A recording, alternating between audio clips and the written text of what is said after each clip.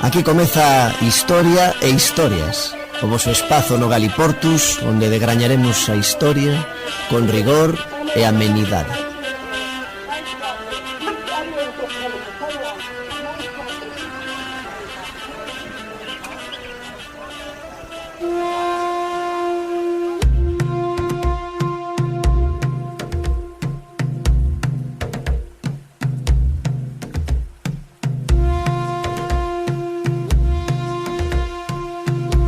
A arquitecta Begoña Cés Fernández, veciña de Melón, ofreceu onte unha charla no Museo Etnolóxico de Ribadavia sobre os efectos do grande terremoto de Lisboa, 1755, nalgúns dos monumentos históricos do Ribeiro. Begoña Cés ten un máster en rehabilitación arquitectónica e é doutora en arquitectura. Por que lle interesa precisamente este tema? Cando nos anos 2008-2009 fixo o máster, había que desenvolver un proxecto de rehabilitación e unha investigación. Escollín a investigación e o profesor propúxome que o fixese sobre o mosteiro de Melón para ver se tiña resultado afectado polo terremoto. Eu non entendía se era un caso excepcional ou se había máis monumentos afectados, así que investiguei outros próximos e comprobei que había suficiente material para me documentar, polo que iniciei formalmente o traballo e a charla de onte centreina nos edificios afectados no Ribeiro. Foron moitos os danos. Do mosteiro de Melón perdeuse moita documentación e é difícil relacionalo, mas foron un total de 37 monumentos afectados polo terremoto na Galiza, varios deles no Ribeiro, aos que foi necesario reconstruir en parte ou repoñer diversos elementos. Nalgúns casos, estes danos acentuáronse co paso dos anos, porque ás veces, por problemas económicos, non puideron facerse de forma inmediata as obras, en outros casos, quedaran mal feitas, en outros mesmo xa non houbo nin reconstrución.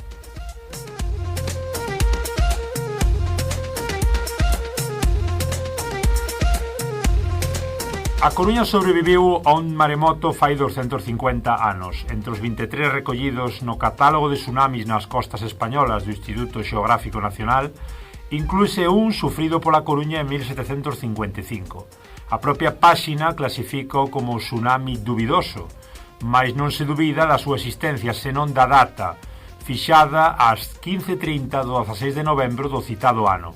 O coordinador xefe da rede sísmica do IGN, deste Instituto Xeográfico Nacional, Emilio Carreño, ofrece máis detalles. Está claro que se producía a consecuencia do terremoto de Lisboa, mas o que é extraño é que as fontes históricas falen do 16 de novembro, 15 días despois do suceso en Portugal, porque o normal é que as consecuencias se sentisen con máis inmediatez. A costa coruñesa, sempre segundo o Instituto Xeográfico Nacional, viviu entón un fenómeno de refluxo, descenso e fluxo-ascenso da marea, similar ao rexistrado no sudeste asiático, remarca Carreño. O terremoto que destrozou Lisboa alcanzou os 9 graus na escala de Richter, 8,9 tivo que se produciu hai uns días, no sudeste asiático, é o máis importante que se rexistrou na Península Ibérica. En total, morreron máis de 40.000 persoas, entre elas 2.000 tamén nas provincias andaluzas de Huelva e Cádiz, onde tamén chegou a acción da onda sísmica. Na Coruña non se produciron nin danos materiais nin persoais, asegura o historiador local Jesús Maería Reiriz no seu libro La Coruña a través del tiempo. Na cidade ofreceuse un acto relixioso para dar as grazas á providencia, sostén Reiriz. Na súa obra alúdese a outras crecidas da marea con consecuencias máis graves.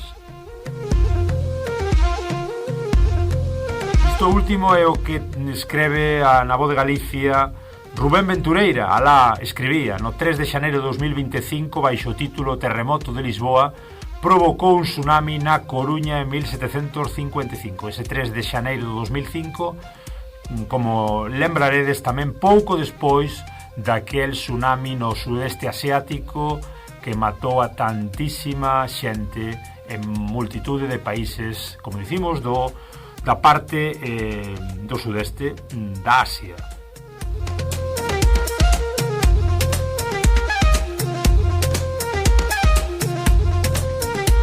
E a peza anterior escribe a Sabela Pinal, 5 de novembro de 2016, para o diario ourensán La Región, baixo título O terremoto de Lisboa de 1755 1755 afectou na Galiza a 37 monumentos, varios deles no Ribeiro.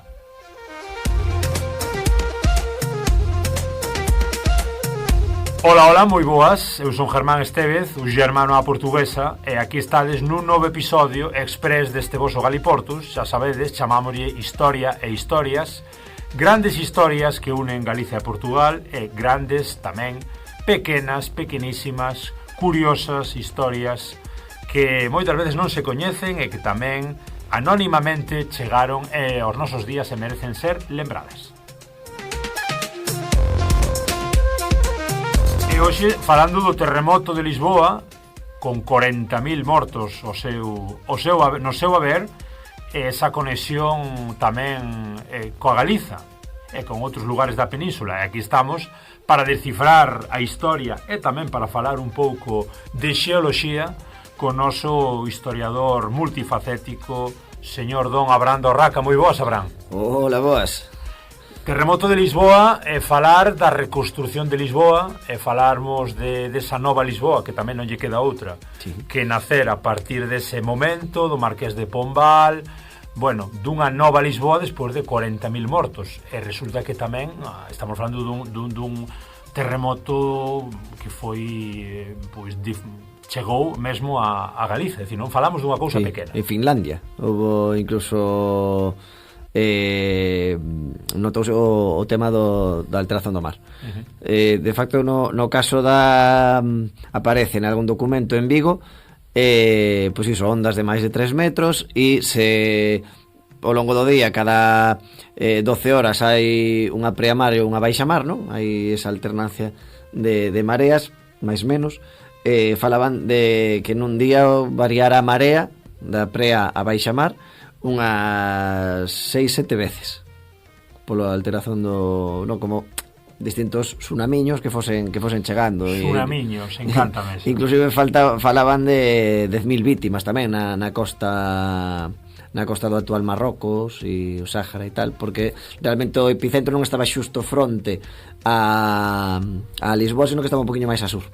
Digamos que para os non iniciados en xeoloxía, como é o noso caso, hai unha placa, non? Hai unha placa, o que comentas ti, unha placa tectónica que fricciona, que dá lugar a eses movimentos xeolóxicos e a posibles, evidentemente, movimentos sísmicos e consecuentes tsunamis, porque é unha placa que está no mar, sí, abaixo do Algarve, non? Digamos que tirando aí cara a Madeira, co cal o terremoto de Lisboa sí que é verdade que a cidade máis afectada foi Lisboa, mas o que comentas ti, todo o litoral atlántico, incluído Marrocos, claro, seguramente moitas máis vilas portuguesas pois foron afectadas, cidades e vilas do sureste portugués, claro, do Algarve, do Alentexo e mesmo de Marrocos. Claro, e aí a cousa, claro, por que Lisboa? Que pasou en Lisboa?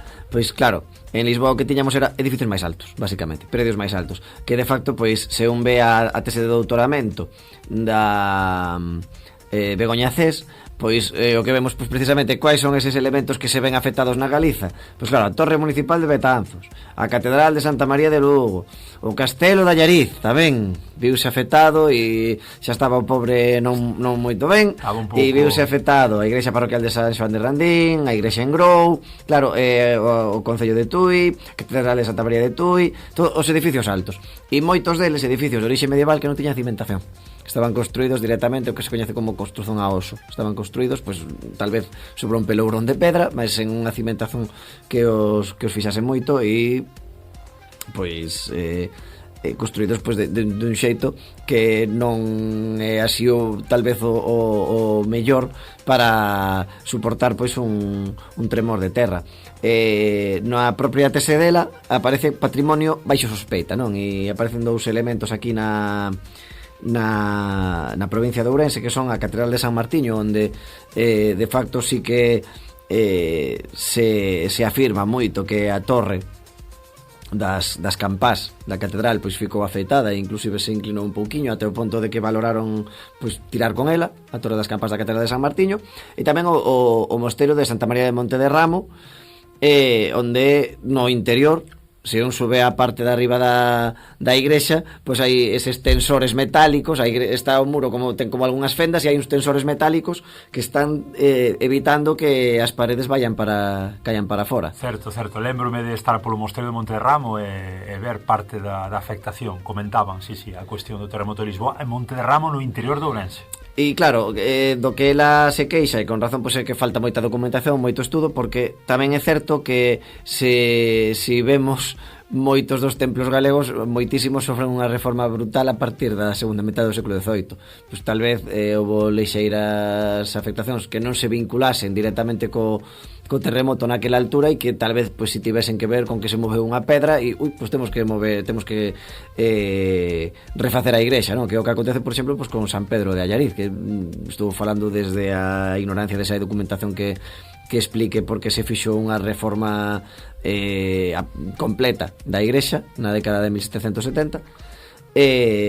Mais pois sí que temos moitos templos que viñan da Idade Media e que son pois refeitos nesa altura, co cual tal vez estes 37 que son os que a autora da tese de doutoramento pois poido comprobar factualmente que si se viron afectados polo terremoto, pois tal vez o número pois é maior, mas aí pois faltanos esas evidencias que permitirían pois garantir, non? E exprimir sen maior dúbida pois que sí, que afectaron aí.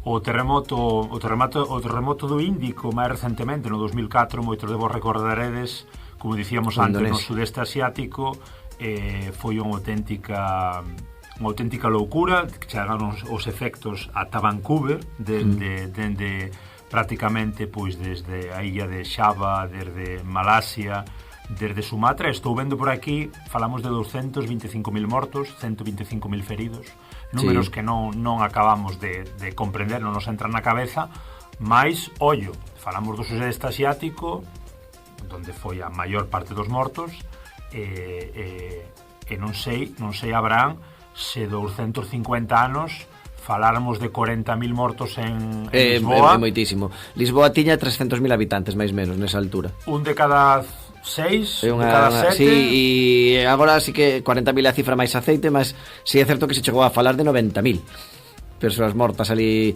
e aparte bastante mal, non? Porque o problema con Lisboa, a maior parte da xente non morreu do terremoto. Morreron debido aos incendios posteriores, aos edificios que quedaron afectados e comezaron a caer encima da xente que estaba na rúa, e despois esas 900 persoas que baixaron a beiramar porque era a zona onde menos destruzón había, e de súpeto veu unha onda que dicían que puido atinxir os 20 metros de altura ao chegar a Lisboa. Río Meuda de Nazaré. Sí, aí non había salvación posible. Entón, pois, sí que falan de que aproximadamente unhas 900 persoas só co maremoto, e dai que esas estimacións pois chegasen até as 90.000. No Magreb falaban de 10.000 tamén, en vilas costeiras. Pois temos que pensar que inclusive o que sería o epicentro estaría bastante máis enfrontado con Magreb que realmente con Lisboa, non? E falan pois eso, de 10.000 en poboacións pequenas, sumando todas esas cifras, que se chegaría a 10.000 vítimas. Non temos documentación igual en algunha ría galega? Algún morto puidera? No, a nivel galego non falan de... tal vez o típico de morreu un que lle deu un infarto, que veo que viña auga, pero non falan de vítimas. Así que falan, pois iso, edificios. Sí, estou a pensar agora, non me lembro exactamente en que porto era un porto de Pontevedra no que falaban dun barco partido polo medio que estaba no porto, e sobre todo o tema das mareas, de como se viron alteradas as mareas, pero iso notouse inclusive en Finlandia, porque pois houve réplicas ao longo dos seguintes días, claro. Sí, sí. Como estamos a ver hoxe mesmo tamén neste terremoto que houbo a Mesair, este último que caiu un edificio. Sí, onde era? Que boa pregunta, Estamos cas historias e non estamos co presente. Que mal. Houve un terremoto efectivamente hai nada, e foi falamos de Asia tamén? Sí, foi. Falamos de Asia, non? Tailandia. Sí, en Tailandia, efectivamente. Tailandia e Myanmar, a antiga Asia, Birmania, efectivamente. Estaba agora pensando en Indonesia, porque falamos aí un bocado e non me viña, sí. Tailandia e sobre todo Myanmar, sí. E a última pregunta, o comentario ao aire, é que pensaría aquela xente, non?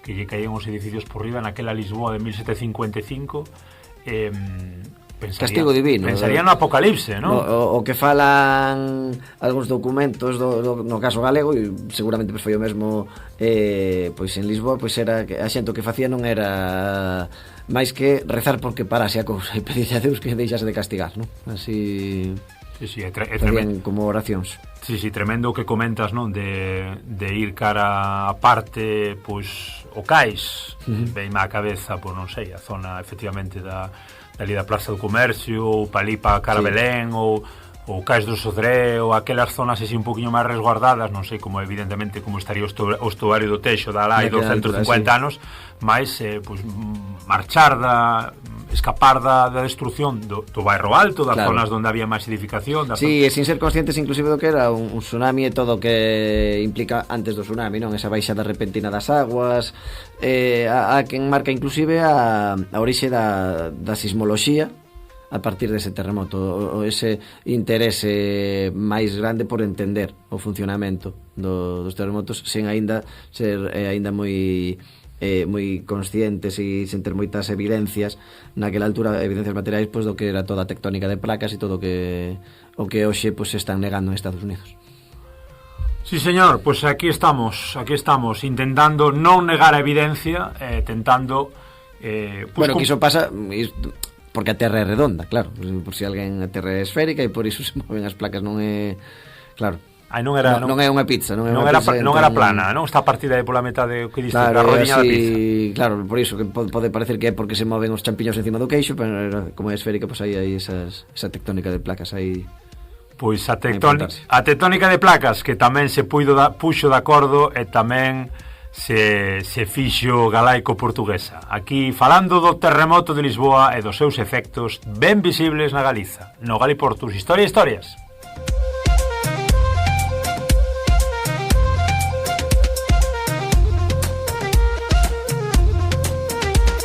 Historia e historias. O voso espazo no Galiportus, onde degrañaremos a historia con rigor e amenidade.